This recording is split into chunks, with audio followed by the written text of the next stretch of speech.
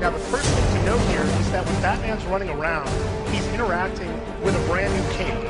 And that cape actually has physics in it. And the cape is super important to Batman. It makes him look much more realistic and modeled. The next thing you'll notice when Batman runs around, this is with physics off. The environment looks cool and it's got that nice Batman look to it, but it's a little bit flat. Now with physics on, what you're going to see is all of this kind of atmospheric fog. And the fog reacts realistically to the motions of the characters. Here's with it fog off, fog on, and when Batman moves around, that fog kind of like wiggles around him. So it gives you a very kind of almost a dark and dank feeling. It's that dark Batman feeling. Now here's another example. What's happening on the bottom is the fog is reacting to the geometry of the building. So it's not just animated, it's actually simulated next to the building. Now here we're showing you those soft shadows. So if you look at it closely, the shadows when they're close to the bars are very sharp, and when they're further away, they kind of get that muddy, soft look.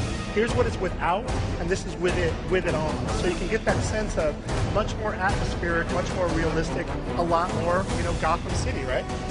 Now, this game takes place in a critical time. It's the winter time. It's actually Christmas.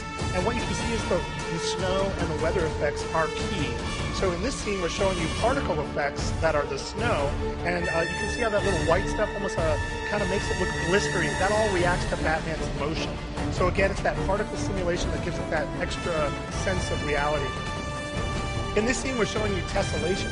So as Batman walks around, he's deforming the snow. And with tessellation on, that translates into real geometry.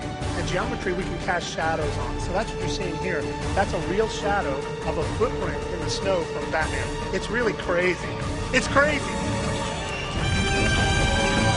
Now this scene is showing you TXAA, and on the left is that kind of jaggy, kind of like ripply feeling. On the right, it's totally smoothed out with Nvidia TXAA. Last scene, we're showing you a turbulence emitter. So on that shock glove, you see all that stuff on the left where it's kind of like the world is warping? That's all caused by a turbulence simulation that deforms the world as Batman's arm crushes the bad guy with a shock glove. It is super cool technology. All right, so that's Batman.